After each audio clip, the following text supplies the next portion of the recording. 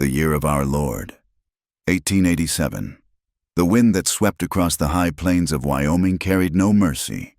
It was a raw, scouring thing, born in the snow-choked peaks of the mountains that clawed at the sky and dying 1,000 miles later in the dust of the flatlands. For Thomas Carter, it was the sound of his own life, a constant, lonely howl against a vast and indifferent silence. He stood on the porch of his cabin, a structure built of his own sweat and timber dragged from the stubborn earth. It was solid, square, and unadorned, much like the man himself. His face was a map of hardship, carved by sun and sorrow. His eyes, the color of a winter sky, held a stillness that could be mistaken for emptiness, but it was the stillness of a deep, cold lake, its secrets hidden far below the surface. He was a widower, a title that felt like a brand on his soul. Mary had been gone 2 years, taken by a fever that burned through her faster than a prairie fire. She had left him with 2 small children, 5-year-old Samuel and 3-year-old Clara, and a silence in the cabin that was heavier than any stone. The children were the reason for the letter that now lay on the rough-hewn table inside. They needed a mother. He'd tried to be both father and mother, his large, calloused hands fumbling with tiny buttons and tangled hair. He cooked, he cleaned, he mended, all after a day's work that would break a lesser man. But the children were growing wild, their laughter too infrequent, their eyes holding a shadow of the same loneliness he saw in his own reflection. Clara had started talking to a corn-husked doll as if it were her mother, and the sound of her small, whispered conversations in the corner of the room was a knife in his heart. Samuel, his son, was becoming as quiet and watchful as he was, a boy turning into a little old man before he'd had a chance to live. He was a rancher. He understood animals, weather, and the unforgiving calculus of survival. He did not understand the intricate needs of a child's heart, nor the hollowing ache of his own. The work of the ranch was relentless, but it was the work inside the cabin, the work of making a home from a shelter. That was defeating him. So he had done what other lonely men in this vast, womanless land did. He had written to an agency in the East, a purveyor of mail-order brides. The words had felt foreign and shameful as he'd written them, sitting by the fire with a stub of a pencil.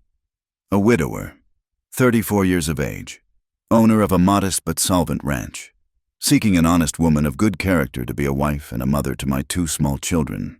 Must be hardworking and unafraid of isolation. I can offer a home, provision, and respect. He had not written of love. Love was a ghost that still haunted the corners of the cabin, a scent of lilac he sometimes imagined on the breeze. To promise it to a stranger felt like a betrayal. Respect and a roof over her head. That was the truth. And Thomas Carter was a truthful man. The reply had come weeks later, carried by a weary rider from the nearest town, a full day's journey away. It was from a woman named Evelyn Monroe. Her handwriting was neat, the letters flowing with a grace that seemed to belong to another world. She wrote of being an orphan, of a desire for a new life, of a willingness to work hard. She accepted his terms. Her photograph, a small, stiff portrait, showed a young woman with a serious face, her dark hair pulled back severely. But it was her eyes that held him. They were large and dark, and in their depths, he saw not innocence, but a weariness that resonated with his own. She was not a flighty girl seeking adventure.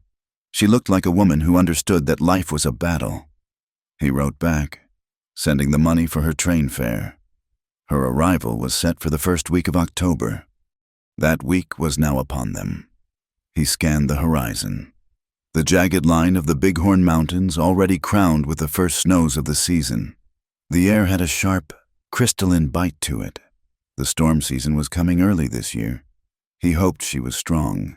This land did not forgive weakness. Far to the east, in a city whose name Evelyn Monroe wanted to forget, the air was thick with the stench of coal smoke and human misery. Life for Evelyn had been a series of shrinking rooms and closing doors. Orphaned young. She had been raised by an aunt whose charity was as thin and sharp as a shard of glass. She had learned early to make herself small, to speak only when spoken to expect nothing. Her days were spent in servitude, her nights in a cold attic room she shared with her younger sister, Margaret. Margaret was the only softness in Evelyn's world. She was 2 years younger, a creature of moonlight and whispers where Evelyn was all earth and resolve. But Margaret was broken. Their uncle, the man of the house, was a man of quiet cruelties and a heavy hand.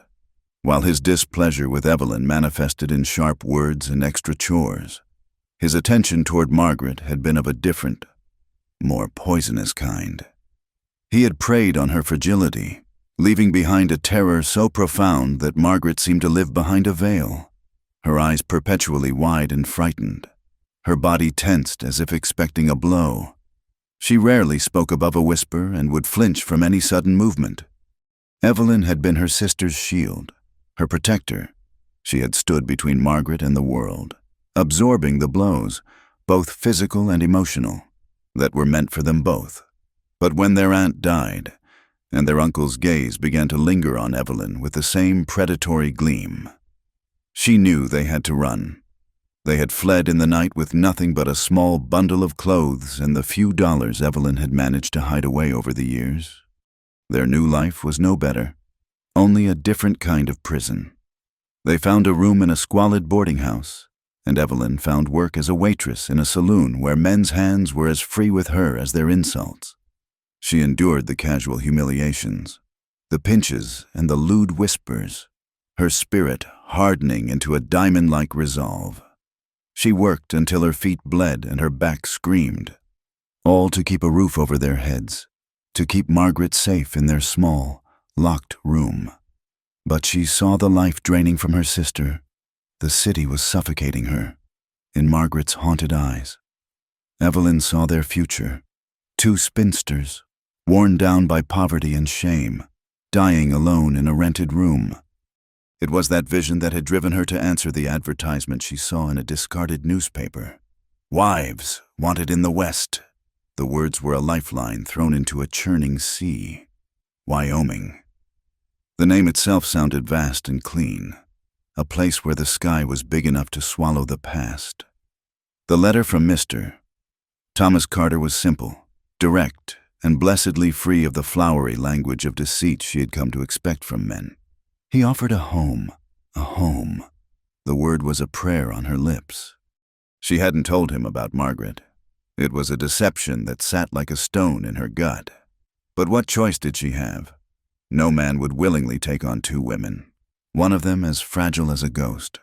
To leave Margaret behind would be to abandon her to the wolves of the city, a fate worse than any death. Evelyn would have sooner cut out her own heart. So she had used nearly all the train fare Mr. Carter had sent to buy 2 tickets instead of 1, trusting in her own strength to manage the consequences. She would work twice as hard, be twice as useful. She would make him see that they were a blessing, not a burden. She had to. There was no other choice. Their past was a burning bridge behind them. The only way was forward, into the unknown expanse of the American West. The train journey was a jarring, clattering ordeal that lasted for days. They sat on hard wooden benches, the carriage thick with the smells of sweat and unwashed bodies. For Evelyn, every clack of the wheels on the track was a sound of liberation, carrying her further from the life she despised. She stared out the window, watching the crowded cities bleed into towns, then into farms, and finally into an endless ocean of grass under a sky so vast it made her feel insignificant and strangely hopeful. Margaret, however, shrank with every mile.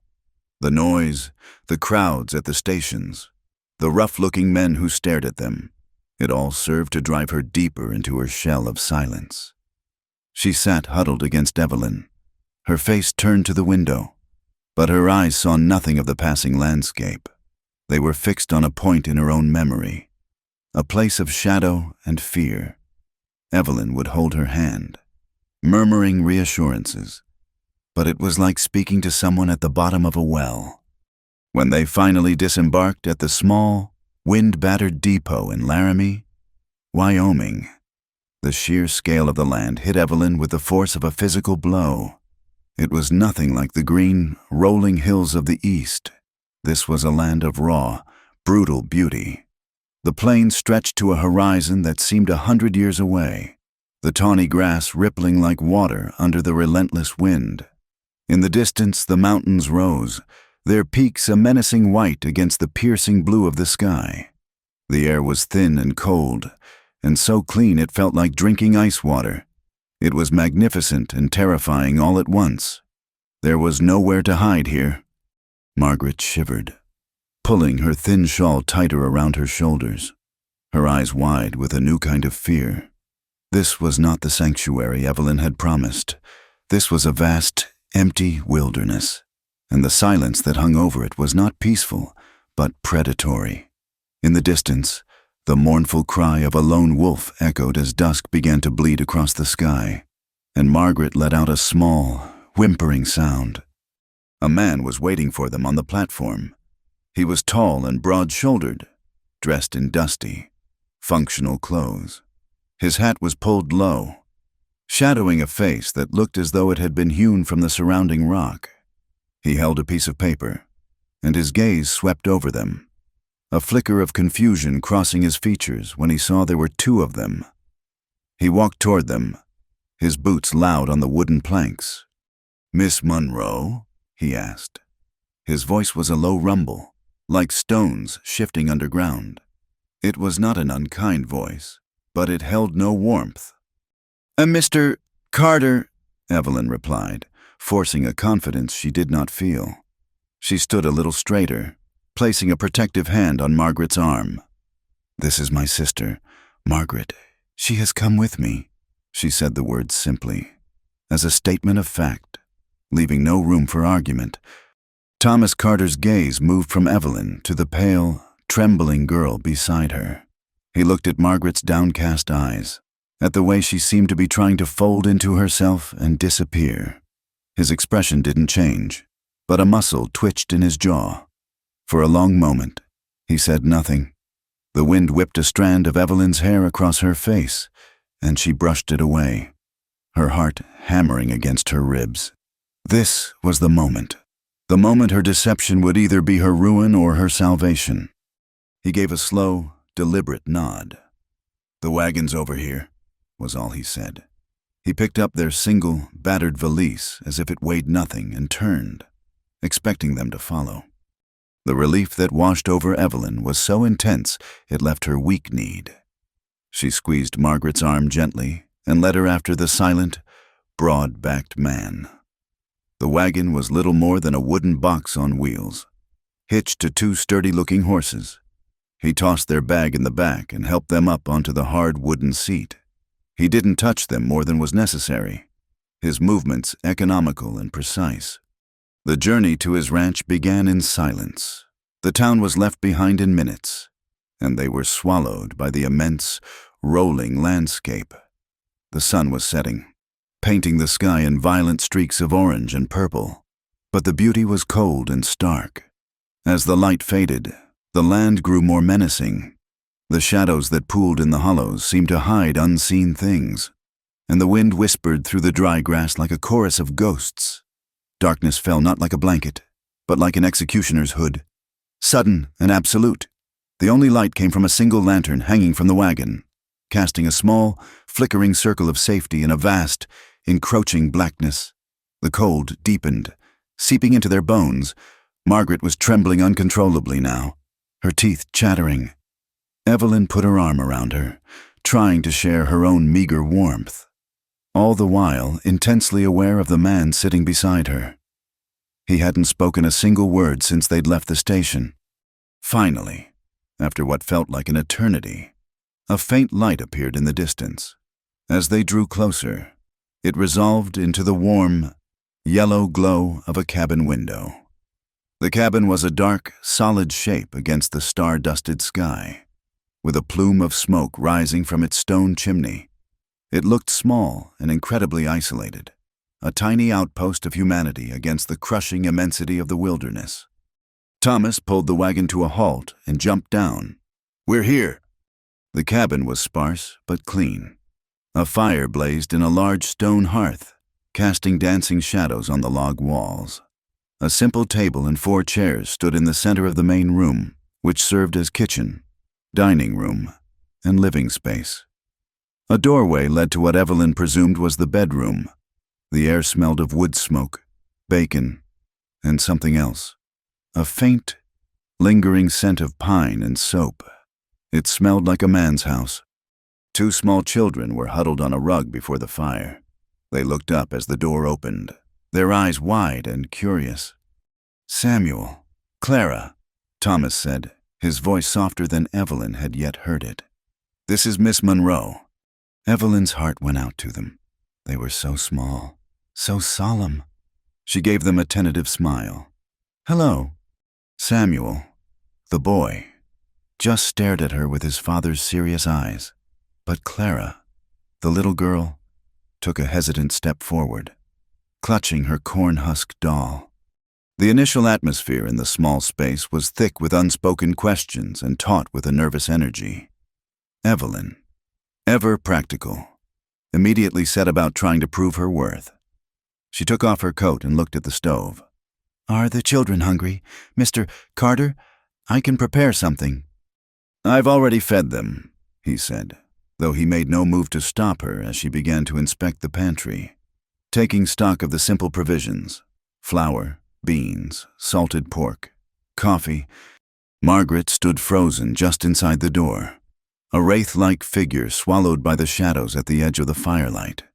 She looked at the strange room, the strange man, the strange children, and seemed to retreat even further into herself. She would not meet anyone's gaze, keeping her eyes fixed on the floorboards. Thomas watched them both. His silence was not empty. It was watchful, analytical. He observed the efficient way Evelyn moved about the kitchen, her competence a quiet declaration. He saw the tremor in Margaret's hands, the stark fear in her posture. He saw the fiercely protective way Evelyn would glance at her sister, a silent check-in that happened every few minutes. He saw all of this, and his face remained a mask of stoic neutrality. He had asked for one woman, and God had sent him 2. One, a survivor, the other, a victim. He did not ask them about their past. The West was full of people running from something. To ask for a history was to ask for a lie. What mattered was what they did now, here, in his home. That night, he gave them his own bed, a simple mattress stuffed with straw in the single bedroom. He would sleep by the fire with the children. When Evelyn tried to protest, he cut her off with a simple shake of his head. The finality in the gesture was absolute. As Evelyn lay in the dark room, with Margaret a tense, still form beside her, she could hear the wind shrieking around the corners of the cabin like a tormented spirit. The wooden walls seemed so thin against the vast, wild darkness outside. This was her new home. This was her new life. She felt a profound sense of dislocation, as if she had landed on another planet, but beneath the fear, a small, stubborn ember of hope glowed. It was a start. The next few days settled into a strange, strained routine. Evelyn rose before dawn, lighting the fire and putting on coffee. She learned to cook on the wood-fired stove, to make biscuits from scratch, to tend to the children. She was a whirlwind of quiet activity, cleaning floors that were already clean, mending clothes, determinedly imposing order on the small space. She treated Thomas with a formal, respectful distance, calling him Mr. Carter. He, in turn, called her Miss Monroe. They moved around each other with the careful precision of strangers forced into an intimacy they hadn't chosen. Margaret remained a peripheral figure. She helped Evelyn with chores, her movements silent and bird-like, but she rarely spoke. She would peel potatoes with her head bowed, her hands moving with a nervous speed. If Thomas entered the room suddenly, she would flinch, a barely perceptible tightening of her entire body. Thomas, for his part, seemed to understand. He learned to move more slowly when he was near her, to announce his presence with a clearing of his throat or the deliberate scrape of a boot. He never tried to force her to speak, never asked her a direct question. He simply gave her space, an act of passive kindness that was more eloquent than any words of comfort. He would watch the two sisters, his gaze moving between the determined strength of the one and the broken fragility of the other, and a thoughtful, unreadable expression would settle on his face. The tension in the cabin was a living thing, a fourth presence at the table. It was in the silences between them, in the careful way they avoided brushing against each other in the small space, in the questions that hung unspoken in the air. Evelyn was trying to be the wife he had paid for. Margaret was trying to be invisible, and Thomas was a silent observer to it all, a man waiting to see how the pieces of this new, unexpected life would fall. On the fourth day, the sky turned the color of lead. The wind dropped to an eerie whisper, and the air grew heavy and still. A strange, pale light filtered through the single window. Thomas came in from stacking the last of the winter firewood, stamping his feet on the porch. "Snow's coming," he announced. The words were flat, a statement of fact, but they held a heavy weight. A bad one, by the looks of it. Evelyn looked out the window. The first flakes were beginning to drift down, large and lazy at first, like scraps of torn cotton. Within the hour, the lazy drift had become a swirling, blinding curtain of white. The wind rose again, this time with a high, vicious scream. The world outside the cabin disappeared. The mountains, the plains, the very sky itself, all were erased by the relentless, driving snow. The storm imprisoned them. Day bled into night and back into a dim, gray day, and still the snow fell. The cabin, which had felt small, now felt microscopic, a tiny, fragile shell against the awesome power of the storm. The relentless howl of the wind was a constant assault on the nerves. Drifts piled up against the door, burying the windows on the north side, plunging the cabin into a perpetual twilight. Their world shrank to the circle of light and warmth thrown by the fireplace. The enforced confinement began to fray the edges of their carefully constructed reserve. There was no escaping each other now. The small space forced a physical proximity that broke down the formal barriers they had erected. When Thomas reached for the coffee pot, his arm would brush Evelyn's. When Margaret huddled by the fire, she was only a few feet from where Thomas sat cleaning a rifle. The scent of him, wood smoke, leather, and cold air, all around her. In this claustrophobic, storm-bound world, something began to shift. The silence, once strained and awkward, began to change. It became a shared silence, a mutual acknowledgement of their predicament. They were three lonely people, trapped together, listening to the fury of the world outside, and in the flickering firelight, isolated from everything and everyone, the first tentative threads of connection began to weave themselves between them. It began not with words, but with a shared glance across the room as a particularly violent gust of wind shook the cabin to its foundations. It was a glance of shared vulnerability, a silent admission that, in that moment, all they had was each other. The cold was deep.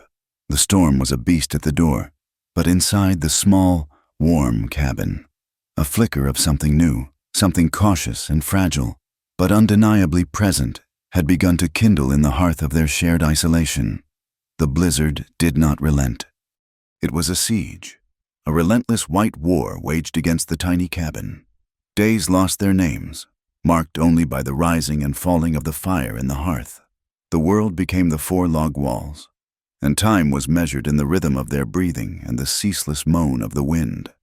Within this crucible of snow and silence, the fragile structures of their former lives began to melt away, and new, uncertain shapes began to form. Evelyn, driven by an instinct for survival that was as deep-rooted as her own bones, became the heart of the cabin. She imposed a routine on the chaos, a quiet bulwark against the storm's madness. She rose in the pre-dawn chill, the floorboards cold beneath her bare feet, and coaxed the embers in the hearth back to life. The scent of brewing coffee soon filled the small space, a declaration that a new day had begun, even if the sun remained a hidden, forgotten god. She moved with a silent, graceful efficiency, her hands always busy. She kneaded dough for bread, the rhythmic punching and folding a way to work out the tension that coiled in her shoulders. She stirred pots of beans and salted pork, creating meals that were simple but savory, a small comfort against the vast, cold emptiness outside. Her greatest transformation, however, came in her interactions with the children.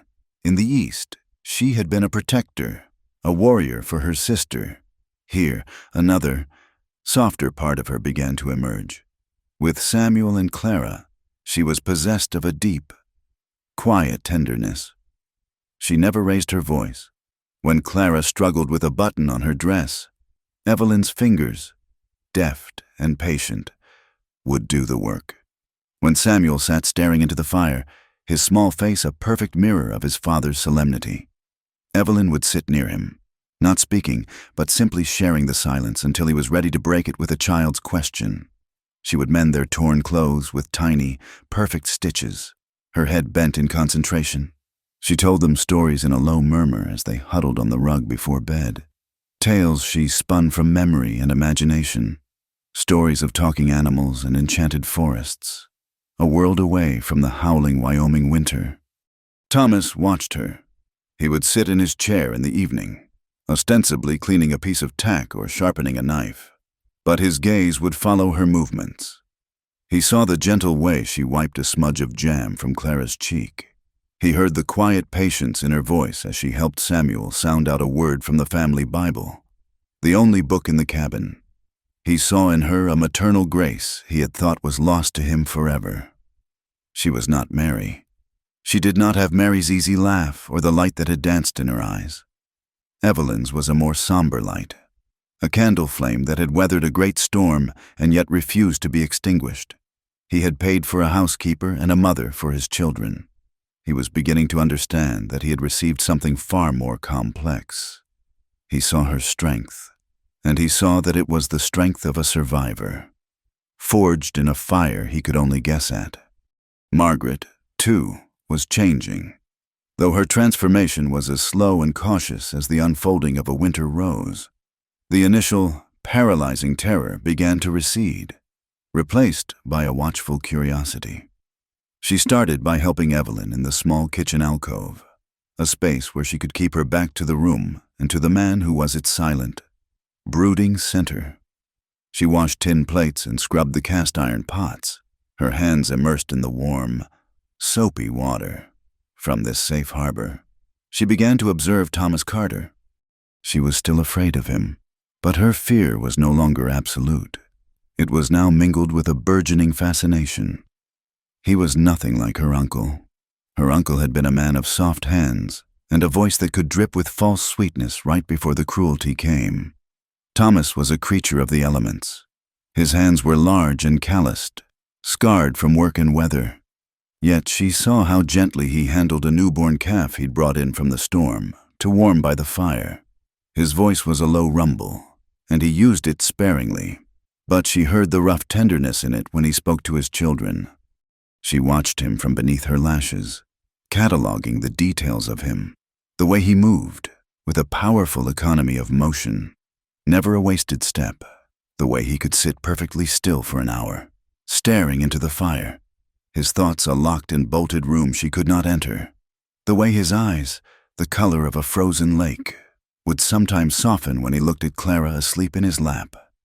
He was a mystery, a landscape as vast and untamed as the one outside their door. He was a man, and men were danger. But this man built fires to keep them warm. This man had given them his bed. This man never, ever tried to make her speak. His silence was not a weapon, as her uncle's had been. It was a shield, a space where she could simply be without expectation. And in that quiet space, a tiny, fragile seed of trust, unknown to even herself, began to take root. Thomas was acutely aware of the two sisters, of the invisible current that flowed between them. He saw their bond in a shared glance, a light touch on the arm. It was a language of its own. born of a shared history he wasn't privy to. He could see that whatever had happened to Margaret had left a wound that was still raw and deep. He saw it in the way she flinched if he stood up too quickly, the way her eyes would dart to the door as if always seeking an escape route. He saw her fragility, but he also saw the iron will of the sister who stood guard over her. He understood, in a primal, wordless way, that they were a unit. To have one was to have the other. It was not the arrangement he had made, but it was the one that was. Thomas Carter was a man who dealt with the world as it was, not as he wished it to be. One night, the storm's fury reached a new crescendo. The wind shrieked like a banshee, and the cabin groaned under the weight of the snow. The relentless chill had found a way through the chinking in the logs, and Evelyn, worn down by work and worry, had succumbed to it. A fever took hold of her, leaving her shivering and weak, her skin hot to the touch. She lay in the bed, her usual energy gone, her breathing shallow. Thomas took charge. He sent the children to their small loft bed and instructed Margaret to keep the fire stoked. He soaked a rag in a bowl of cool water from the bucket. He entered the bedroom, the lantern casting long, dancing shadows. Evelyn's eyes were closed, her face flushed in the dim light. He sat on the edge of the bed, a space that still held the ghost of his wife, a space he had not shared with anyone since her death. He gently wiped Evelyn's brow with a cool cloth. She murmured something incoherent, her body racked with a violent shiver beneath the heavy quilts. He pulled the blankets up to her chin, his movements sure and steady. He re-soaked the rag and continued his quiet vigil, his presence a solid, reassuring anchor in the feverish, storm-tossed night. From the doorway, hidden in the shadows, Margaret watched. She saw the large, rough hand of this Western man as he gently smoothed a stray strand of hair from her sister's damp forehead. She saw the concentration on his face, the complete absence of anything but a quiet, focused concern. And as she watched this silent act of care, a strange and hollow feeling bloomed in her chest. It was an emptiness she couldn't name, a cold ache that had nothing to do with the winter outside. For her entire life, Evelyn had been the caregiver, the strong one. To see her sister so helpless, and to see this strange man step so naturally into that role, made Margaret feel adrift, unmoored. It was as if she were witnessing the forging of a bond that did not include her, and the sight of it left her feeling profoundly and inexplicably alone. 2 nights later, the fever broke. Evelyn was left weak and pale, but the fire had passed. Thomas was sitting by the hearth, whittling a small wooden bird for Clara. The children were asleep. Margaret was in the bedroom, dozing fitfully. The only sounds were the crackle of the fire and the ever-present moan of the wind. Evelyn came out of the bedroom, wrapped in a quilt. She sat in the other chair by the fire, her hands wrapped around a warm cup of watered-down coffee Thomas had given her. For a long time, they sat in a comfortable silence. "Thank you, Mr. Carter," she said finally, her voice still raspy, "for your kindness." He didn't look up from his whittling. "A man looks after his own—" The words were simple, but they landed in the quiet room with immense significance. His own. The simple phrase seemed to unlock something in Evelyn. Perhaps it was her weakness, or the intimacy of the long, shared nights, but the walls she had so carefully built around her past began to crumble. "My life before this," she began, her voice barely a whisper. It was not a kind one. Thomas continued his work, the knife making soft, scraping sounds against the wood. He did not press her, but his stillness was an invitation. He was listening. And so, she told him, she spoke of the cold charity of her aunt's house, of the hunger and the shame. She told him of fleeing with Margaret, of the squalid room in the city. She spoke of the saloon, of the exhaustion and the fear. She didn't go into the grim details of the men there, but she didn't have to. She spoke of their unwanted attentions, their words that left bruises on the soul, and the constant, grinding humiliation of being a woman alone and unprotected. viewed as public property. She spoke of her one desperate dream, not of love or riches, but of a home, a place with a door she could lock, a place where she and her sister could be safe. Her voice faltered at the end, and she stared into the flames, her dark eyes reflecting the flickering light. She felt exposed, stripped bare, and she braced herself for his judgment, for the disgust she had seen in the eyes of so many decent people. Thomas set aside his carving. The small bird was finished. He ran his thumb over its smooth, wooden back. He still didn't look at her, but instead stared into the same flames that held her gaze. The silence stretched, and Evelyn held her breath. Then he spoke, his voice a low, steady rumble that cut through the sound of the wind. "This is a hard land," he said. "It don't care what you were. It only cares what you are, what you can do." He finally turned his head and looked at her, his gaze direct and clear, holding no pity, no condemnation, only a profound, simple acceptance. "You can start over here, Miss Monroe." That was all. But those words were a gift more precious than gold. They were absolution. They were a promise. They were the foundation stone of a new life. And in that moment, Evelyn felt the last of the city's grime wash away from her soul. Margaret had not been asleep. She had heard her sister's whispered confession, and she had heard the man's reply. His words echoed in her own heart. "You can start over here." She had spent her life defined by what had been done to her, a prisoner of her own past. The idea of starting over was a terrifying, brilliant light in a dark room, and the man who had offered that light became something more in her eyes. He was no longer just a figure of potential danger or gentle curiosity. He was the embodiment of sanctuary, his quiet strength, his refusal to pry, his simple acts of decency. They were weaving a spell around her wounded heart. She found herself watching him even more, her gaze drawn to him as a moth to a distant, steady flame. The nights continued, long and cold. One evening, Margaret fell asleep in a chair near the fire, exhausted from a day of chores and the emotional strain of their confinement. She had curled into a tight ball, her thin shawl an inadequate defense against the drafts that snaked across the floor. Thomas, banking the fire for the night, saw her there. She looked impossibly small and vulnerable, like a lost child. Her face, relaxed in sleep, was free from the constant fear that usually shadowed it. It was a young, innocent face. Quietly, so as not to wake her, he took a heavy wool blanket from his own bedroll.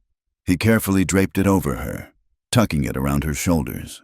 His large, rough fingers brushed her hair for a fleeting second, a touch as light as a moth's wing. He stood for a moment, looking down at her, a complex, unreadable expression on his face. Then he turned and settled into his own bedroll on the floor, leaving her cocooned in a warmth that was more than just wool. A week after Evelyn's fever broke, they awoke to a profound and startling silence. The wind had stopped.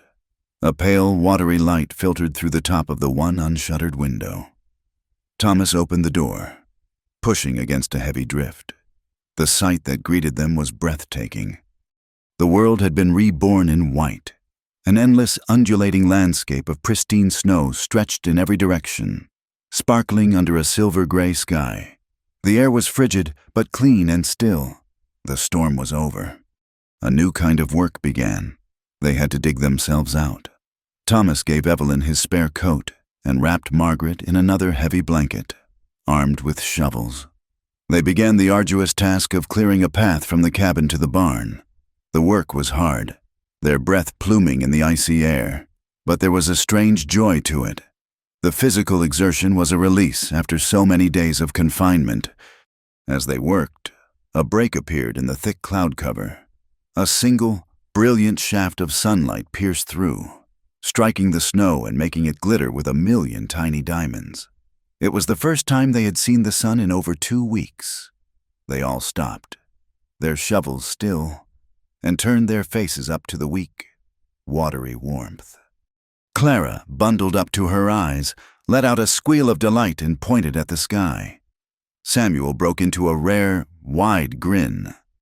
Evelyn felt a smile touch her own lips, genuine and unforced.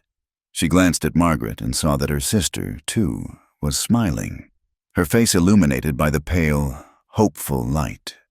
Then Evelyn's eyes met Thomas's over the snowdrift.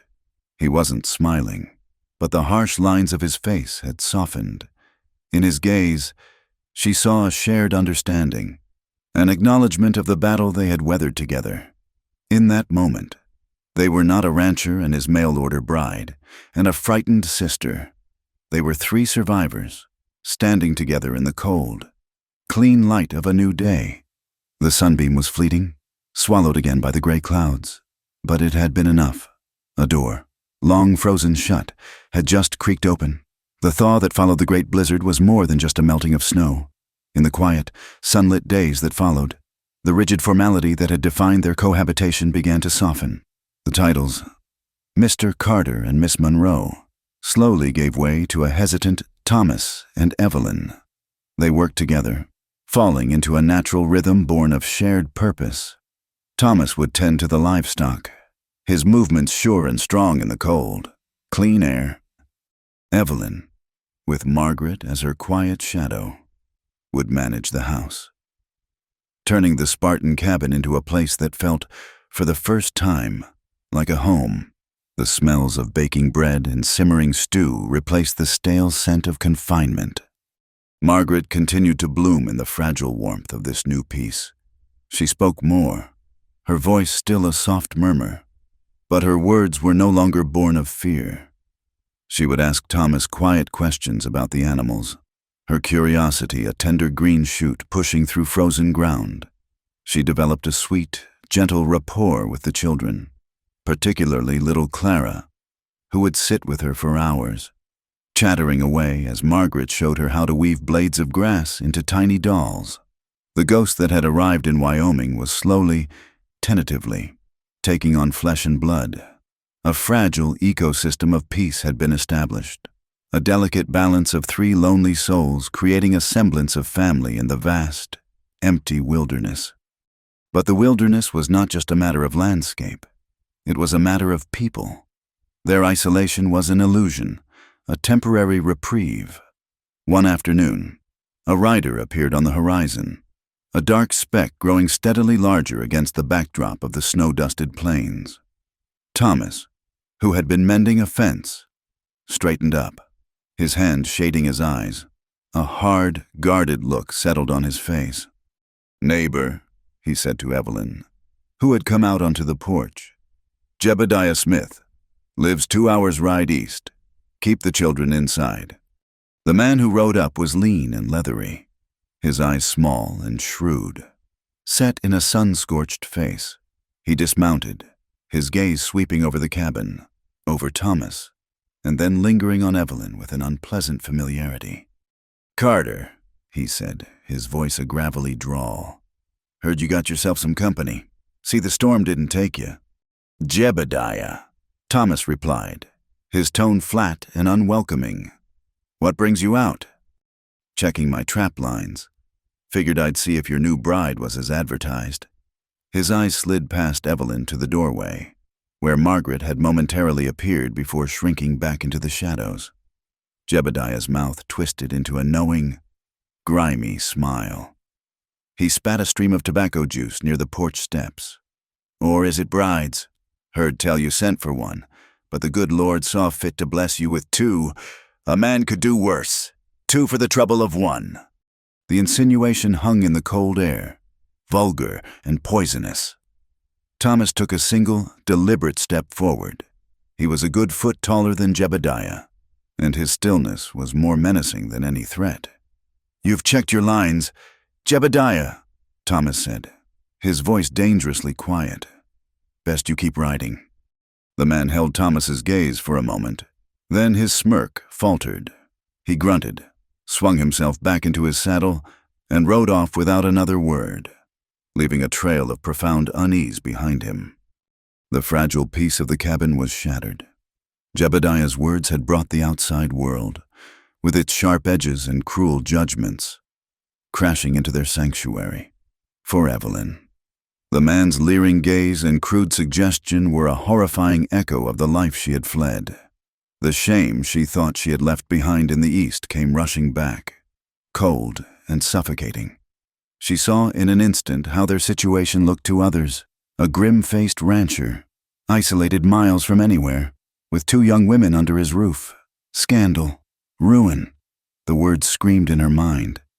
That night, after the children were asleep, the tension was a palpable, living entity in the room. Evelyn's hands trembled as she washed the dinner plates. Her mind, practical and terrified, was racing, seeking a solution, a way to put the world back into its proper, respectable order. There was only one answer. She turned to Thomas, who was staring into the fire, his jaw tight with a cold anger.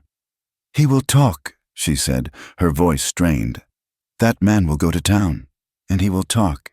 They will say terrible things." Thomas didn't move. "Let them—" "No!" The word was sharper than she intended. "I will not have that filth touch us. I will not have it touch Margaret." Her gaze softened as she thought of her sister, who had retreated into a near-total silence since the visitor's departure. "There is a convent in Cheyenne, the Sisters of Mercy. They take in women who need a safe place. I will write to them. When the pass is clear, you can take her there. She will be safe. We will be respectable." The plan, laid bare, sounded sensible. It was logical. It was the only way. But as she said the words, a profound cold settled in her heart. A small sound from the corner of the room made them both turn. Margaret was standing there, her face a mask of stricken disbelief. She had been listening. "No," she whispered, the word barely audible. "Margaret, it's for the best," Evelyn said, her voice pleading. "You'll be safe there. No one will bother you." "No." This time the word was stronger, laced with a desperation that stunned Evelyn. Tears were streaming down Margaret's face, but it was the fire in her eyes that was new. It was the first time Evelyn had seen her sister look anything but frightened. Now, she looked furious. "I won't go. You can't make me." "There is no other way," Evelyn insisted, her own fear making her sharp. "Think of what people will say." "I don't care what they say." Margaret's voice rose to a heart-wrenching cry, the loudest Evelyn had ever heard her speak. She took a step toward Thomas, her hands clenched into fists at her sides. Her entire focus was on him. "I don't want to go to a convent. I don't want to leave the cabin. I don't want to leave him." The confession hung in the air, raw and undeniable. It was a declaration that changed everything. Margaret, her courage spent, let out a choked sob, turned, and fled into the small bedroom, slamming the door behind her. Evelyn stood frozen, staring at the closed door, the echo of her sister's words ringing in her ears. She felt as if the ground had fallen away beneath her feet. The days that followed were thick with an unbearable tension. Margaret refused to leave the bedroom except for meals, which she ate in silence, her eyes red-rimmed and fixed on her plate. Evelyn threw herself into her work with a frantic energy, scrubbing and polishing, trying to impose an external order on her internal chaos. And Thomas was quieter than ever, his presence a heavy weight in the small cabin. The fragile balance had been broken, and they were all adrift in the wreckage. A few nights later, Evelyn was woken by a sound. The fire had burned down to glowing embers, casting the main room in a deep, red gloom. She saw a figure moving. It was Margaret, her form a pale specter in her white nightgown. She crept to the hearth where Thomas lay sleeping in his bedroll. He had turned in his sleep, and one of his blankets had slipped off. Evelyn watched, her heart pounding. As Margaret knelt down, she gently, tenderly, pulled the blanket back over his shoulder. Then, she hesitated. Her hand hovered over him for a long moment before she gave in to an impulse that seemed to overwhelm her. She leaned down and briefly, desperately, pressed her body against his sleeping form, her arms wrapping around his broad back in a silent, clinging embrace. It lasted only a few seconds. It was not a gesture of seduction, but of a profound and desperate need for comfort, for the safety he represented. Then, as quickly as it had happened, she pulled away, a choked sob escaping her lips, and fled back to the bedroom. Evelyn lay in the darkness, her body rigid, her mind reeling. The image of her sister clinging to Thomas was burned into her vision. It was a sight of such raw, heartbreaking vulnerability that it left her breathless. The next morning, she knew she had to speak to him. She found him in the barn, pitching hay to the horses. The air was cold and smelled of hay and leather. "We have to talk," she said without preamble. He stopped, resting the pitchfork against the wall. He looked at her, his face grim. "I know." "Margaret," she began, but she didn't know how to finish. She feels a gratitude toward you, for your kindness. She is confused." Thomas looked at her directly, his gaze steady and unflinching. "Is she?" he asked quietly. "Or is she the only one who ain't confused?" He took a step closer, his voice dropping. "Evelyn, I ain't a blind man, and I ain't a fool. I see how she looks at me. I see that the fear is gone from her eyes when I'm in the room." He paused, and the admission that came next seemed to be dragged from a place deep within him. "And I can't pretend that I don't see her. When I look at her, I don't just see your sister. I see a woman who's been hurt so bad she's barely holding on. And I see the strength that's fighting its way out." He shook his head, a look of profound weariness on his face. "I don't want to hurt anyone, not you, not her, but I cannot pretend she is just a child or a guest. She is here, and she is in my house." His words were a confirmation of everything Evelyn had seen and feared. He was not a predator, but he was a man. A lonely man who saw the tentative adoration in a young woman's eyes and felt something stir in return. He was not taking advantage. He was simply seeing, and that, somehow, was worse. It was real. For days, Evelyn existed in a state of silent turmoil. She did her chores, cared for the children, and moved through the cabin like an automaton. She avoided being alone with Thomas and could barely bring herself to look at Margaret. She was trapped in an impossible situation. To send Margaret away would be to break her sister's heart, perhaps irreparably. To let her stay was to invite a disaster of a different kind, one of whispers and judgment and a tangled mess of feelings that had no place in a decent, God-fearing world. She wrestled with her own heart, trying to name the storm that was raging inside her. She searched for jealousy, for the sting of a woman betrayed, but she couldn't find it. What she found instead was a vast, cold ocean of fear. Finally, late one night, as she sat alone by the fire, she allowed herself to admit the truth, whispering it into the silent cabin. "I'm not jealous," she breathed, the words tasting of ash. "I'm afraid." It was the simple, devastating truth. She was terrified for Margaret. She had seen one man's desire break her sister into a million pieces. The thought of it happening again, of Margaret offering her fragile, healing heart only to have it crushed, was more than she could bear. She had built her entire life around protecting Margaret, and now she was faced with a threat she didn't know how to fight, because it came not in the form of a monster, but in the form of a good, kind man and her sister's own burgeoning love. The cabin became a pressure cooker of unspoken emotions. The three of them moved in a slow, agonizing dance of avoidance. Every accidental touch was electric. Every shared glance was freighted with 1,000 unspeakable words. The desire, the fear, the confusion, it all simmered just beneath the surface, threatening to boil over. Thomas was tormented by a compassion that was turning into something more. Margaret was consumed by a desperate, first-time love, and Evelyn was paralyzed by a fear that was rooted in the deepest love of all.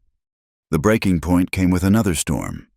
Not a blizzard this time, but a violent summer thunderstorm that rolled in from the mountains without warning. The sky turned a bruised purple, and the air grew thick and heavy. Lightning split the heavens, followed by cracks of thunder so loud they shook the cabin's foundations. Rain began to fall in solid, driving sheets. Inside, the storm's fury was a perfect reflection of their own. Clara was crying in Evelyn's lap. Samuel was trying to be brave, but his eyes were wide. Margaret was huddled by the hearth, her body trembling with every clap of thunder, her face pale and strained. She looked at Thomas, her eyes filled with a desperate, pleading appeal. Thomas stood by the window, watching the deluge, his own face a mask of conflict. Evelyn looked from her sister's tormented face to Thomas's rigid back, and in that moment, something inside her broke. She saw their pain so clearly, 3 solitary souls, battered by their own private storms, all desperately lonely.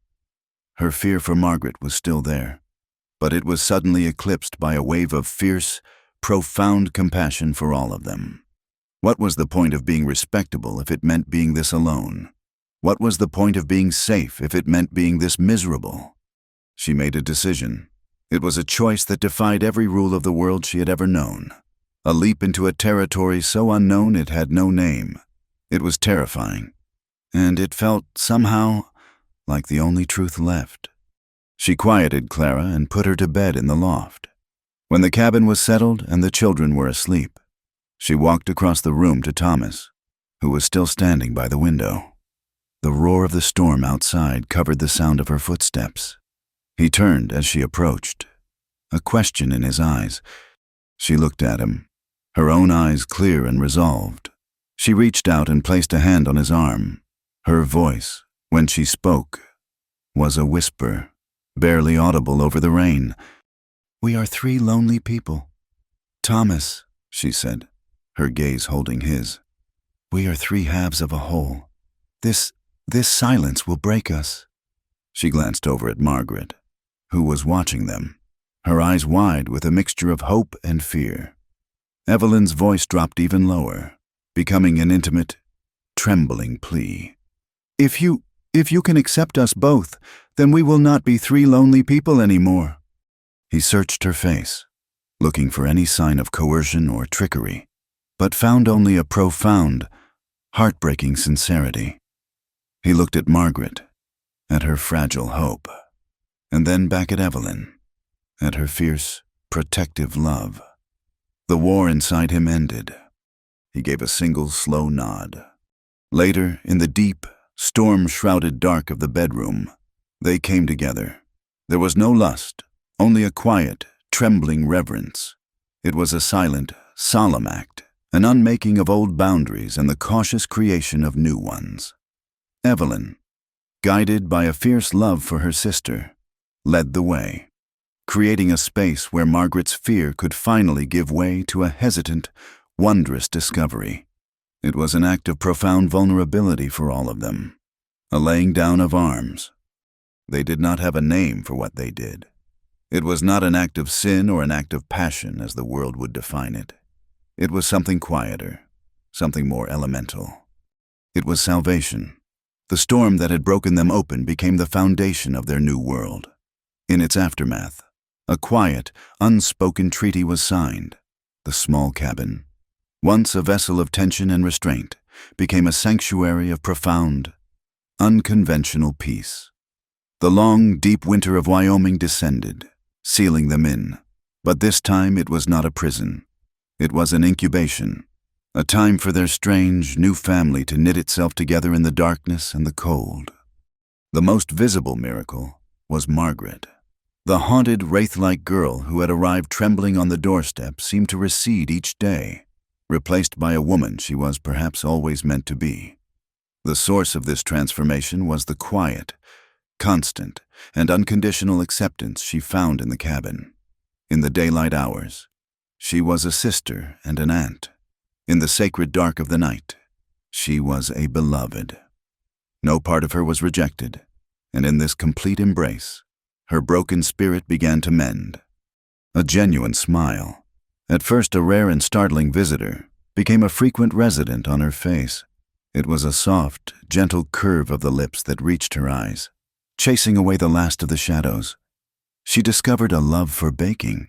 Her hands, once perpetually trembling, now steady and sure as she kneaded dough or crimped the edges of a pie crust.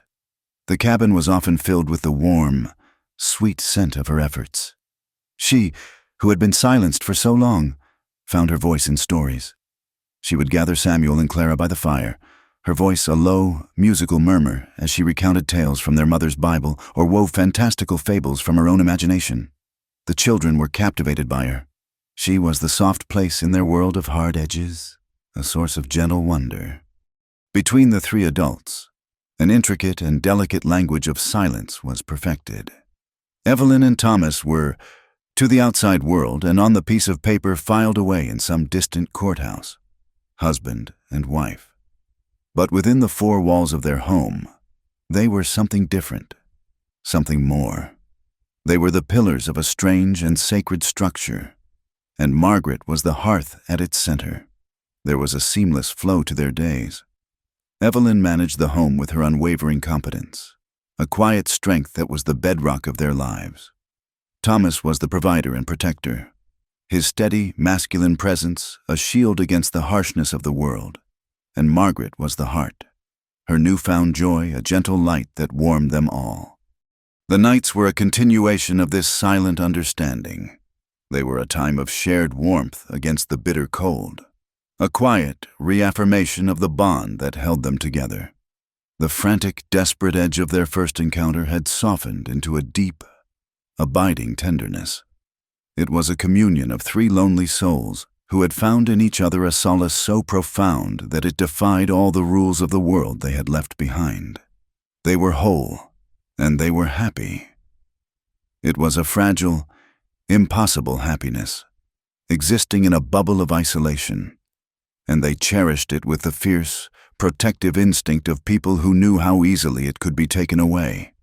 As winter's iron grip began to loosen and the first signs of spring appeared in the determined shoots of grass pushing through the melting snow, their bubble was breached.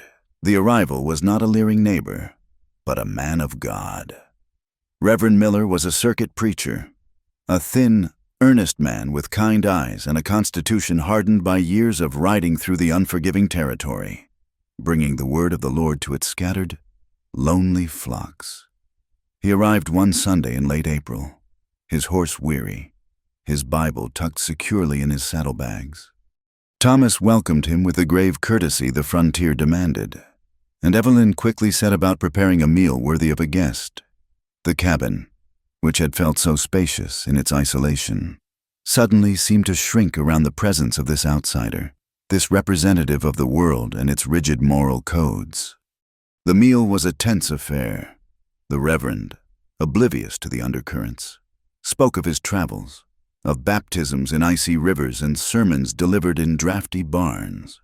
He praised Evelyn's cooking and commented on what a fine, sturdy home Thomas had built. He smiled kindly at the children. Then he turned his benevolent gaze upon Margaret, who had been silent throughout the meal, her eyes on her plate. "And this must be your sister, Mrs. Carter," he said to Evelyn. "It is a blessing to have family near in this wild land. Are you just visiting, my dear? Or have you come to stay?" The innocent question struck the table like a bolt of lightning. Evelyn froze, a piece of bread halfway to her mouth. How could she answer? "She is my sister, who lives with my husband and me. She is the other part of our hearts. She is the reason we are no longer broken." The words were impossible, monstrous.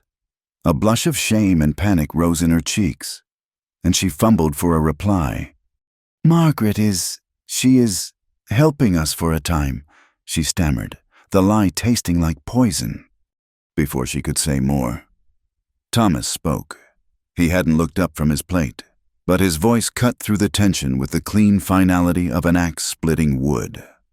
"She's family," he said. He raised his head and met the preacher's gaze.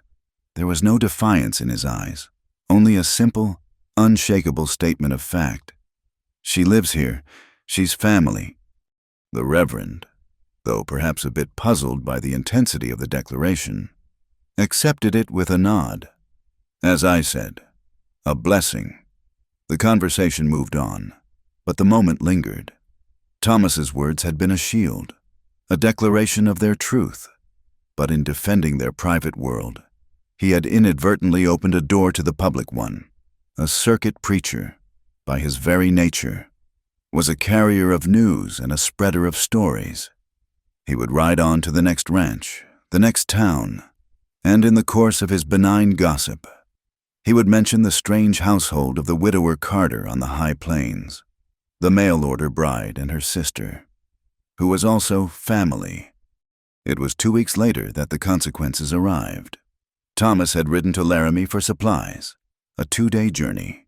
He returned with barrels of flour and sacks of beans, and with a grim, troubled look on his face. That night, after the women were mending clothes by the fire, he told them what he had heard in town. He spoke of a cattleman named Silas Kane, who had been run out of a neighboring county. The man had been tarred and feathered, his homestead burned to the ground. His crime had been living with 2 women, sisters he had claimed as his wives. The story was told with righteous, ugly glee in the saloons and general stores, a tale of sin and its swift, brutal punishment. Evelyn felt a cold dread seep into her bones. This was not the vague threat of gossip from a man like Jebediah Smith. This was a real story, about a real man. It was a blueprint for their own destruction. All her old fears came rushing back, a suffocating tide of shame and terror. She saw the faces of the self-righteous men in the saloons of her past, and she saw them coming for her, for Thomas, for Margaret. "They will find out about us," she whispered, her hands shaking. "They will do that to us. They will take the children." "Let them try," Thomas said, his voice a low growl, his hand resting on the stock of the rifle that was always near. But Evelyn was inconsolable. The fragile piece she had found was revealed for what it was, a fantasy that could be burned to the ground by the first angry mob. Margaret had listened to the story in silence, her face growing paler and paler until it was as white as bone. She didn't say a word, but retreated into a shell of quietness so absolute it was as if she had disappeared from the room. In the days that followed, the light that had so recently returned to her eyes began to dim. The easy smile vanished. She moved through her chores like a ghost, her movements stiff and automatic. She began to see herself through the eyes of the town, through the eyes of the preacher, through the eyes of God. She was not family, she was a sin, she was the serpent in their hard-won Eden. She looked at Evelyn's worried face, at the new lines of strain around her sister's eyes, and she was consumed by a tidal wave of guilt. She looked at Thomas, at the grim resolve in his jaw, and she saw a good man who was risking everything, his home, his children, his very life. For her, she was a burden, a shameful, dirty secret that would destroy them all. The happiness she had felt, the healing she had begun to experience, now seemed like a monstrous selfishness. The love she felt for Thomas and Evelyn was a poison that was killing them. The old voices, the ones her uncle had planted in her mind so long ago, began to whisper again. "You are worthless. You are dirty. You ruin everything you touch." One night, a late spring storm blew in, a freak blizzard that was winter's last. Vicious gasp. The wind howled and the snow fell in thick, wet sheets. Evelyn, exhausted by her own anxiety, fell into a troubled sleep early. Thomas, ever watchful, stayed up late, making sure the livestock were secure. In the dead of night, Margaret slipped out of bed. Her movements were silent, furtive. She scribbled a few tear-blotted words on a piece of scrap paper. "Forgive me. I am the sickness. You will be safe now. I love you." She put on her worn coat and boots, took one last heartbreaking look at her sleeping sister, and slipped out of the cabin door, into the swirling white chaos of the storm. She didn't know where she was going. She was just running from the ruin she believed herself to be. It was Thomas who found the note. He had come in from a final check of the barn, the cold clinging to him, and had noticed the draft from the door, which hadn't been properly latched. Then he saw the note on the kitchen table. He read it, and his blood ran cold. "Evelyn!" His voice was a raw command that sliced through the quiet of the cabin. "Wake up! She's gone!" Evelyn was awake instantly, her heart seizing with a terror that was colder than any winter storm. They searched the cabin, the barn, their voices swallowed by the wind as they called her name. But she was gone. The note on the table was the only evidence of her desperate, final act. There was no discussion. There was no hesitation. Thomas was already pulling on his heaviest coat and saddling 2 horses. "She can't have gone far in this," he said, his voice grim. "She'll head for the river. It's the only landmark." "I'm coming with you," Evelyn said, her own fear a cold, hard knot in her stomach. "It's too dangerous." "She is my sister!" The cry was torn from her soul, and it left no room for argument. They rode out into the teeth of the blizzard. It was a nightmare of blinding white and biting wind. The snow was so thick they could barely see the ears of their own horses. They bent low against the gale, calling Margaret's name until their throats were raw. The cold was a physical pain, a relentless enemy that sought to steal their breath and freeze the blood in their veins. They had been riding for what felt like an eternity when Evelyn's horse stumbled, its leg plunging into a snow-covered hole. The animal screamed and went down, throwing Evelyn into a deep drift. She cried out as a sharp, searing pain shot through her left ankle. Thomas was off his horse in an instant, fighting his way through the waist-deep snow to her side. "Are you hurt?" "My ankle," she gasped, the pain making her dizzy. "I think it's broken." His face was a mask of grim desperation. He looked from her pale, pain-stricken face into the swirling abyss of the storm. He was caught in an impossible choice: stay with the woman he was bound to, or go on for the woman who was lost. "I have to find her. Evelyn," he said, his voice ragged with anguish. "She'll freeze to death out here." "Go," Evelyn whispered, her teeth chattering from a combination of cold and pain. "Find her! Thomas, please! Find her!" He wrapped her in a spare blanket from his saddle roll, propping her against the trunk of a fallen tree where she would have some shelter from the wind. "I will come back for you. I swear it." He looked into her eyes, a silent promise passing between them, a promise that he would not fail.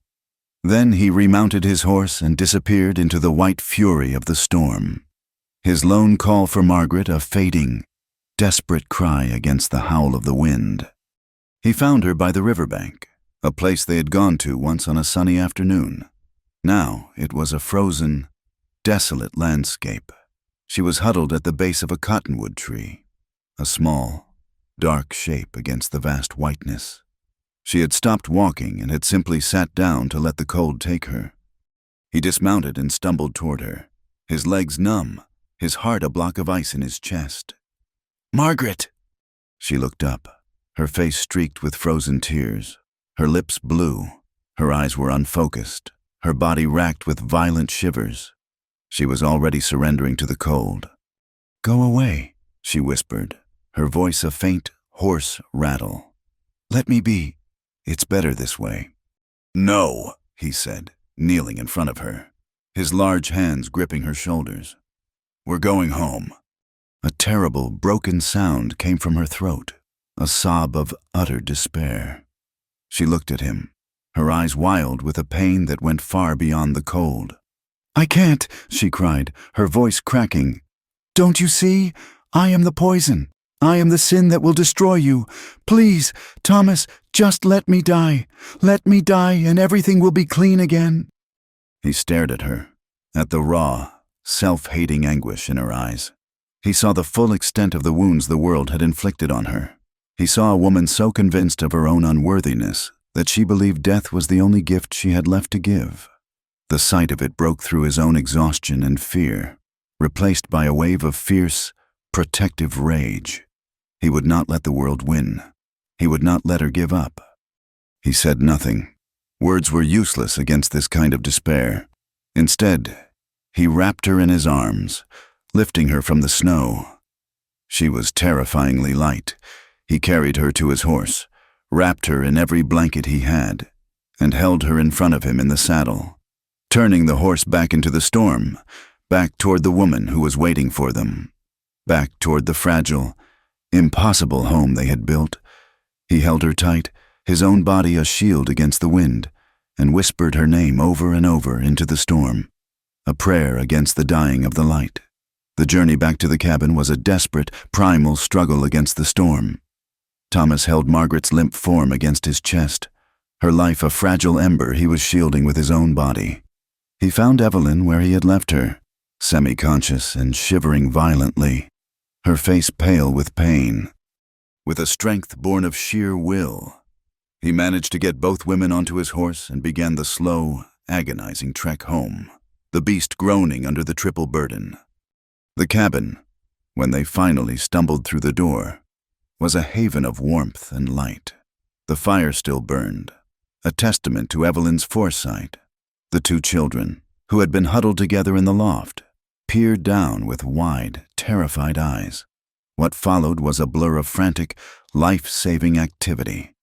Thomas, his face a mask of grim focus, stripped Margaret of her frozen clothes and wrapped her in every warm blanket they possessed. He rubbed her limbs, trying to force life back into them, his movements rough but desperate.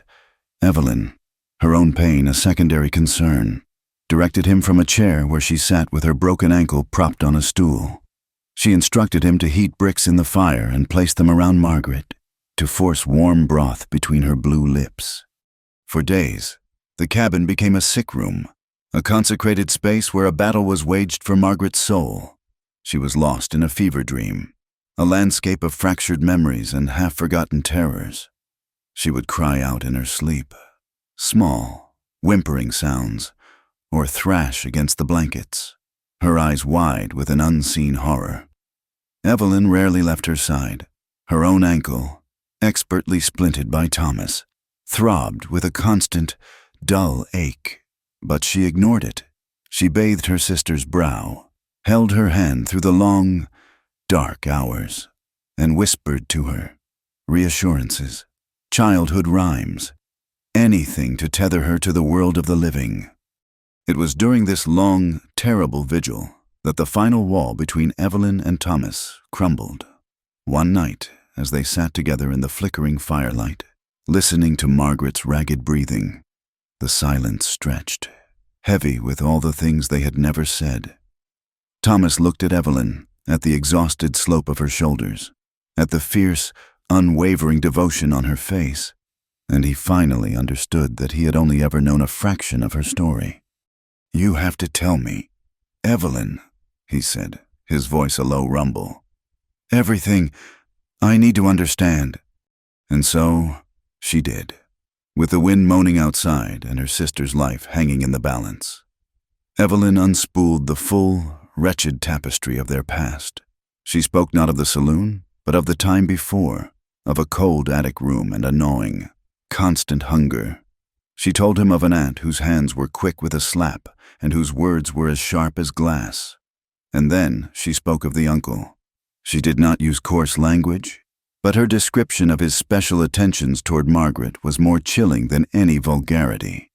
She described a man whose touch was a violation, whose silence was a threat, whose presence had systematically dismantled a young girl's spirit. "I found her one day," Evelyn whispered, her eyes fixed on the memory, a place of shadow and pain. She was huddled in the pantry, behind the flour sacks. She was 13. He had torn her dress. There was a bruise on her cheek. But it was her eyes. They were empty. Thomas, he had taken the light from them. She wouldn't speak for a week. Evelyn's own hand clenched into a fist in her lap. "I swore an oath that day. I swore it to God and to myself. I would never let him, or any man, hurt her again. I would be her shield. I would keep her with me, always, whatever the cost." She looked at him then, her own eyes blazing with a protective fire that had been forged in that cold, dark pantry. "That's why I was so afraid," she confessed. When I saw her feelings for you, it wasn't jealousy, it was terror. I couldn't bear to see her heart broken again. It would have killed her. It would have killed me. Thomas listened, his face carved from stone, but his eyes held a new, profound understanding. He was not just looking at his mail-order bride. He was looking at a warrior who had been fighting a desperate war her entire life. He finally understood the true weight of the bond between the two sisters, a bond welded in suffering and sealed with an unbreakable vow. A week later, Margaret's fever broke. She awoke to a world of quiet and warmth, her body weak but her mind clear. The memories of the storm were a terrifying, hazy nightmare, but the guilt that had driven her into it was still painfully real. She lay in bed, pale and silent, refusing to meet anyone's eyes, a prisoner of her own shame. One afternoon, when Evelyn was outside with the children, Thomas came and sat by her bed. He didn't speak for a long time, just sat there, his solid presence filling the small room. Margaret kept her face turned to the wall. "Margaret," he said finally, his voice gentle. She flinched but didn't turn. He waited. Then he spoke again, the words simple, but carrying the full weight of his heart. "When Evelyn and I were out there, looking for you, I thought about this place, this cabin." He paused, choosing his words with care. "Before you both came, it was just a shelter. 4 walls and a roof. I came in from the cold, and it was still cold inside. It was just a place to sleep before the next day's work." He leaned forward slightly, forcing her to hear the truth in his voice. "You brought the life back, Margaret, you and your sister. But you taught my children to laugh again. You filled this house with the smell of baking bread and the sound of stories. You put the light back in it." He reached out, not to touch her, but as if to hold the words in the space between them. "If it weren't for you, this place would have just been a cold house. A lonely, cold house. Don't you ever think you're a burden here. You're the warmth. You're the heart." Slowly, hesitantly, she turned her head. Tears were streaming silently down her cheeks, but for the first time since the storm, she met his gaze. In his eyes, she saw no judgment, no pity. She saw only a profound, simple, and unwavering truth. He wasn't saving her. He was telling her she had saved him. In the weeks that followed, a new, more resilient peace settled over the cabin. It was a peace forged in crisis, tempered by honesty. Margaret began to heal, not just from the cold, but from the deeper wound of her own self-loathing. Evelyn's ankle mended. They were a family, scarred and unconventional, but whole. And then, one bright May morning, the outside world came for them again. A lone rider approached, but this was no leering neighbor or kindly preacher. This man wore a dusty coat and a tin star on his chest. He was the sheriff from Laramie, a tall, weary-looking man named Elias Thorne. He dismounted and approached the porch where Thomas stood waiting, his face impassive. "Thomas Carter?" the sheriff asked. I have a warrant here," Thorne said, pulling a folded paper from his coat. "Issued by a judge in Boston. It's for a girl named Margaret Monroe, a warrant for her arrest." Evelyn, who had come to the door, let out a small, strangled gasp. "Arrest?" Thomas's voice was dangerously low. "For what?"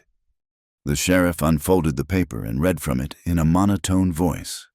"For fleeing the legal guardianship of her uncle, Mr. Silas Croft, and for the theft of property, to wit, clothing, personal effects, and 1 silver locket of sentimental value." The locket, the final, vicious twist of the knife. It had been their mother's, a gift to Margaret. The charge was a lie, a cruel and clever fabrication designed to turn a desperate flight for freedom into a common crime. Silas Croft's hand was reaching across a continent to drag Margaret back into the darkness. A cold, white-hot rage rose in Thomas. It was a fury so pure and so absolute that it made the air around him seem to hum. This was not about gossip or prejudice anymore. This was about a monster trying to reclaim his victim. "She's not going anywhere," Thomas said, his voice a block of granite. The sheriff sighed, a man weary of other people's troubles. "Look, Carter, I don't know the particulars of it. I just have to execute the warrant. The girl comes with me back to Laramie. The circuit judge, Judge Patterson, will hear the matter tomorrow." Thomas's decision was instantaneous. There would be no hiding, no running. They had run for too long.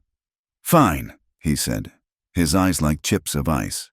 "We'll go to Laramie, all of us, and we will settle this." The journey to town was a silent, grim procession. Thomas rode in the lead, his back straight, his rifle resting across his saddle.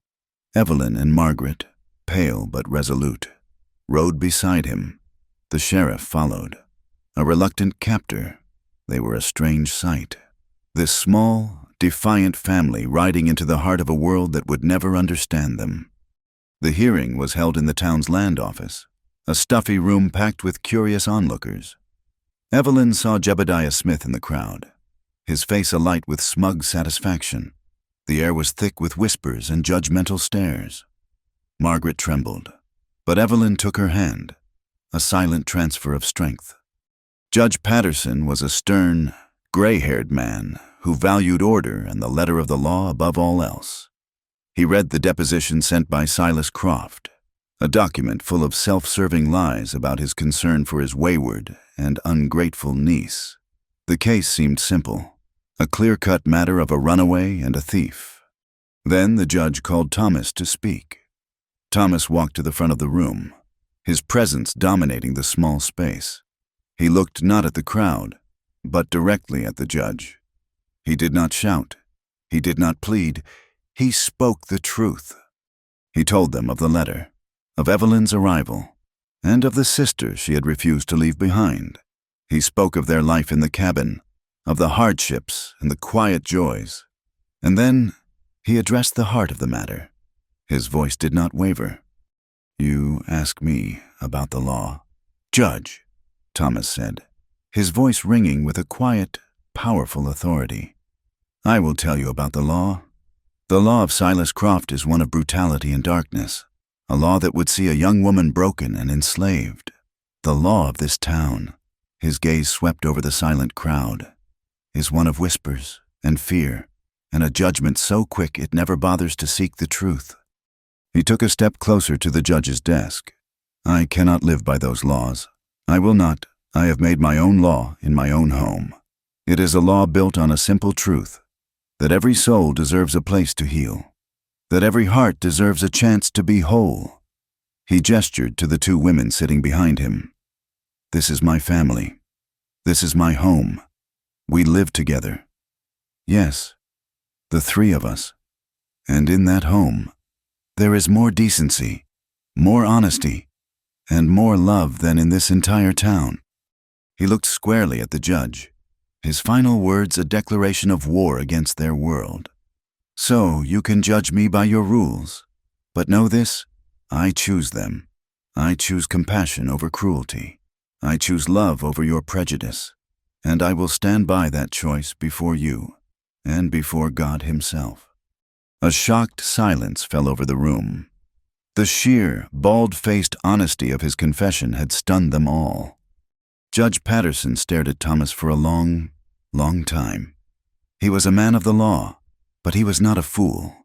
He saw the truth in the rancher's eyes, and he saw the terror in the young woman's. He cleared his throat.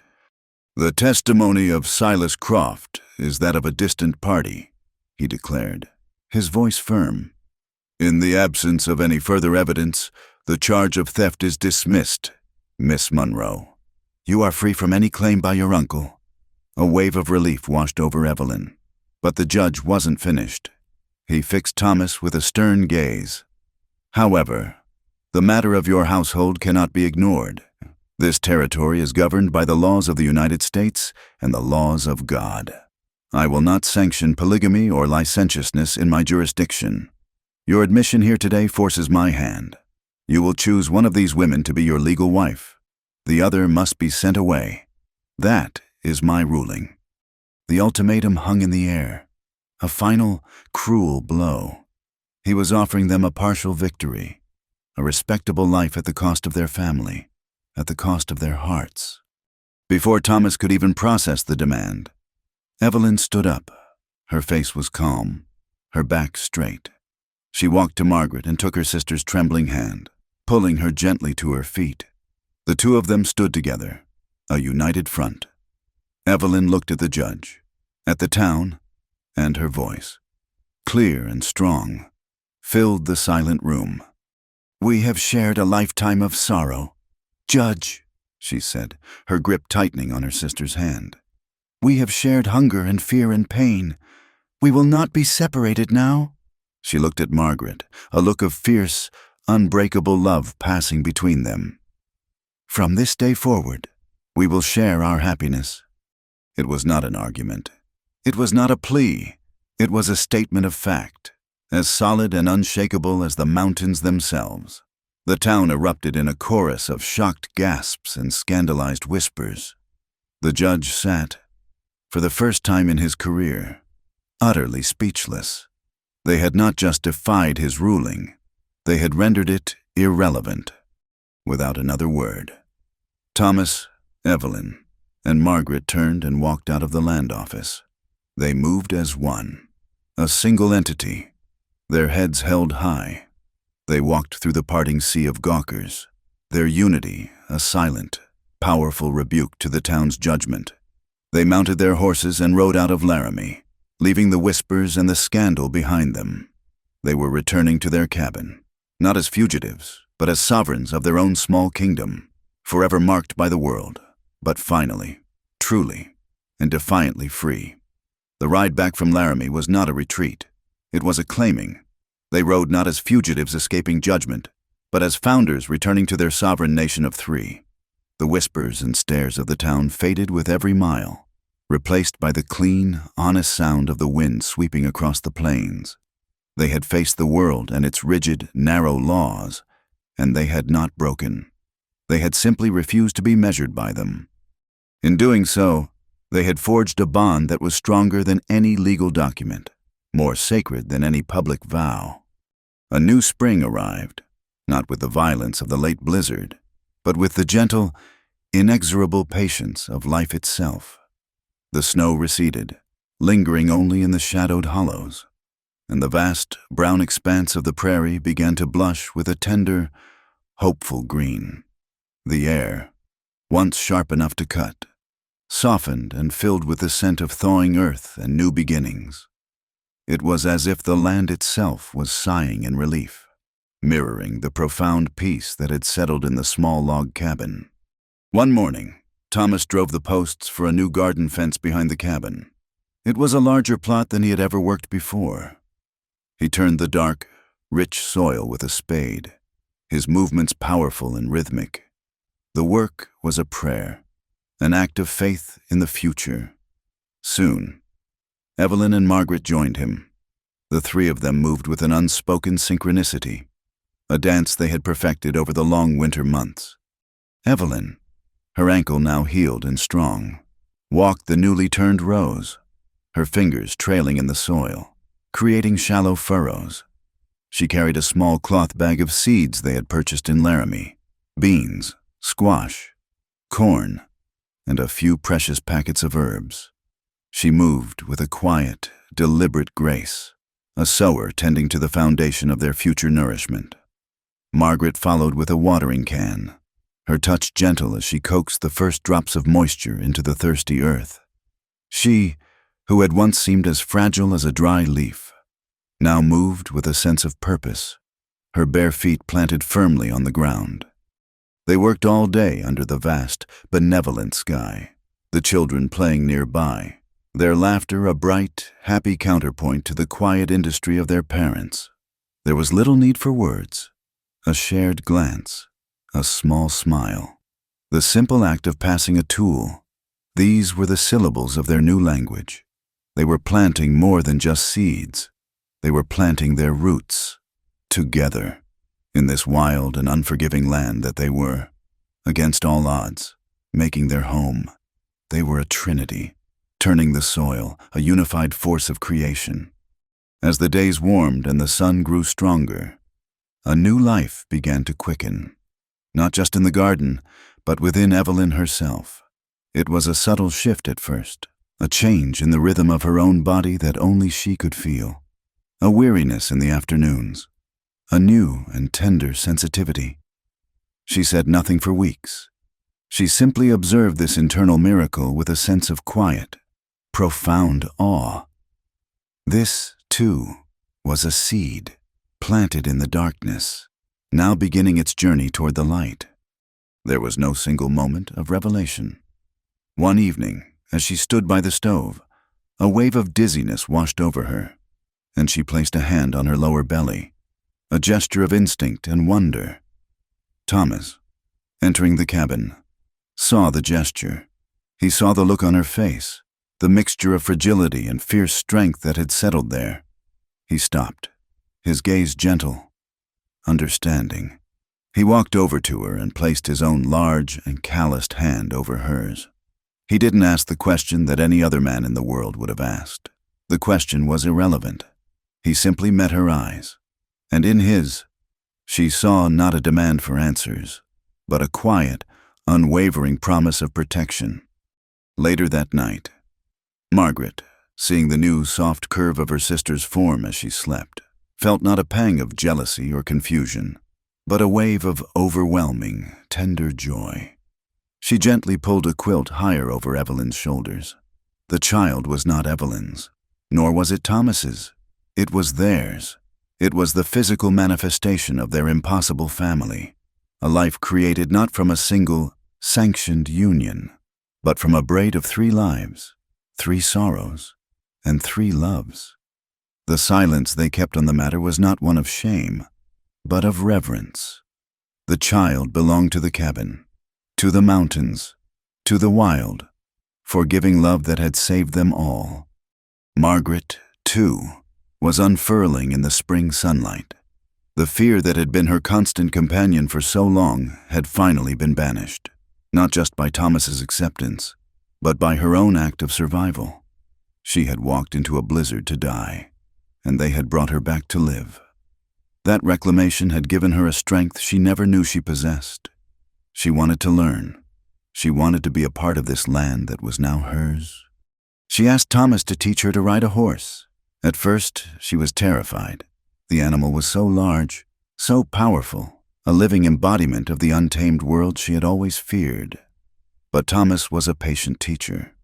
He stood by her side, his hand a steadying presence on her back, his voice a low, calming rumble as he taught her how to hold the reins, how to find her balance, how to trust the creature beneath her. Day after day, they practiced in the corral. There were stumbles, moments of panic, but she never gave up. And then, one afternoon, it clicked. She urged the horse into a gentle trot, her body moving in rhythm with the animal, a feeling of pure, unadulterated freedom surging through her. She laughed, a sound that was bright and clear and full of a joy that was entirely her own. Thomas, who had been leaning against the fence, watched her, a rare, genuine smile touching his own lips. She caught his eye from across the corral, and her smile deepened. It was a look of pure, uncomplicated love, free from guilt, free from fear. It was the look of a woman who was finally, truly home. Their life settled into a peaceful, enduring rhythm. A quiet melody played against the grand, silent symphony of the landscape. An afternoon in early summer captured the essence of it all. The wind, a constant presence in Wyoming, was a gentle, sighing breeze that carried the scent of pine and wild roses. The 3 of them sat on the porch they had built together, basking in the warm, golden light of the setting sun. Evelyn sat in a rocking chair, a book resting in her lap. She was reading aloud, her voice a calm, steady murmur, the words telling a story of some distant, more civilized place, Her form was soft and rounded with the new life she carried, and her face held a look of deep, settled contentment. She was no longer fighting for survival. She was simply living, breathing in the peace she had fought so hard to win. Margaret sat on the top step, her head bent over a piece of embroidery. Her needle dipped and rose with a steady, practiced rhythm, weaving a pattern of blue wildflowers onto a piece of white linen. Her hands, which had once trembled so violently, were now creating a small, perfect piece of beauty. She was no longer a ghost. She was an artist, her quiet creativity a testament to the healing of her soul. Thomas sat near her, leaning back against a porch post, a piece of cottonwood in one hand and his whittling knife in the other. He was carving a small, detailed figure of a horse for Samuel. His large hands, capable of felling trees and branding cattle, moved with a surprising, tender delicacy. He worked in silence, his presence a solid, reassuring anchor. He was the guardian of this piece, the silent watcher who kept the world at bay. The children, Samuel and Clara, played in the yard just beyond the porch, their laughter occasionally drifting up to join the murmur of Evelyn's voice and the soft whisper of the wind. The setting sun cast long shadows, igniting the dust motes into a golden haze and touching the three figures on the porch with a gentle, hallowing light. It was a perfect, ordinary moment. And in that moment, the truth of their lives was plain. They were not defined by a marriage certificate, a judge's ruling, or a neighbor's gossip. They needed no official title, no public sanction. Anyone looking upon them would have understood, without a single word being spoken, that this was a family built not on convention, but on shared wreckage, a family whose foundations were not law, but love, a family whose mortar was forgiveness for all the wounds the world had inflicted, and for the wounds they had, in their fear and confusion, inflicted upon each other. It was a family born of the radical, revolutionary choice to be kind to one another in a cruel world. As the sun dipped below the jagged peaks of the mountains, the sky blazing with fiery color, their quiet communion continued. The nights that followed were no longer about a desperate, salvific act. Their coming together was now a quiet ritual of reassurance and gratitude. It was not driven by the sharp edge of desire, but by the deep, abiding human need to touch and be touched, to feel the warmth of another soul in the vast, lonely dark.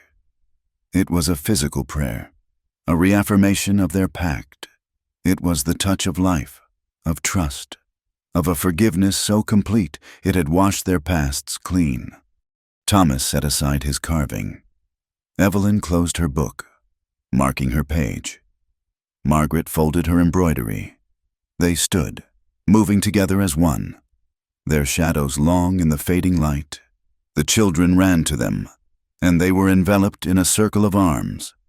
They turned and walked toward the cabin door. From the outside, one could see their silhouettes pass through the doorway, into the warm, golden lamplight within. The light spilled out from the open door, a bright, welcoming rectangle against the encroaching twilight. It pushed back against the vast, deep purple of the prairie night, a small but defiant beacon in the immense darkness. The light was the color of hope, the color of home. It was the color of a love strong enough to hold back the night and to banish the shadows of a lifetime. Thank you for listening to this story from the heart of the American West. I'm curious to know where in the world this tale has reached you. Please leave a comment below and let me know where you're listening from so we can all connect. If this story moved you, I invite you to subscribe to the channel, From Wild West, and to share your own thoughts and reflections in the comments. Your voice is a welcome part of our community.